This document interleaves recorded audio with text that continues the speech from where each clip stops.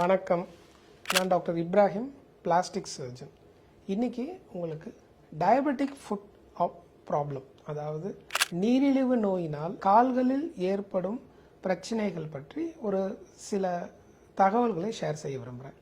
இப்போ டயபெட்டிக் பேஷண்ட்ஸ்க்கு காலில் புண்ணாகிறதுங்கிறது எல்லாத்துக்குமே தெரிஞ்ச விஷயம். இந்த காயங்கள் அவ்வளோ சீக்கிரமாக ஆறாதுங்கிறது நமக்கு தெரியும். இதனால் நம்ம நிறைய நீரிழிவு நோய் பேஷண்ட்ஸ் கால்களை இழக்க நேரிடும், சில பேர் உயிரையும் இழக்க நேரிடும்.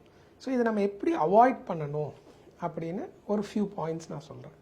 ஸோ சர்க்கரை வியாதி இருக்கவங்களுக்கு, அதாவது டயபெட்டிக் பேஷண்ட்ஸ் எவ்ரி டே தங்களுடைய கால்களை தங்களுடைய கண்களால் பார்க்க வேண்டும், கைகளால் தடவி பார்க்க வேண்டும்.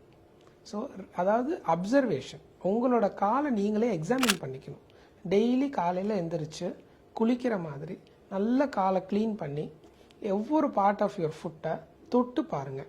சின்ன காயங்கள், சின்னதாக தோல் தடிமன் ஆயிருக்கு, ஏதோ ஒரு இடத்துல ஒரு முள்ளு குத்துன மாதிரி இருக்குது, நமக்கே தெரியாமல் சில காயங்கள் இருக்குது அப்படின்னா உடனே ஒரு பிளாஸ்டிக் சர்ஜன், ஒரு பிளாஸ்டிக் அறுவை சிகிச்சை நிபுணரை நீங்கள் சந்திக்கணும்.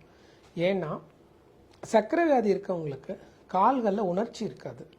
அது மட்டும் இல்லாமல் கால்களில் இரத்த ஓட்ட குறைவினால் கால்களில் எதிர்ப்பு சக்தி ரொம்ப கம்மியாக இருக்கும்.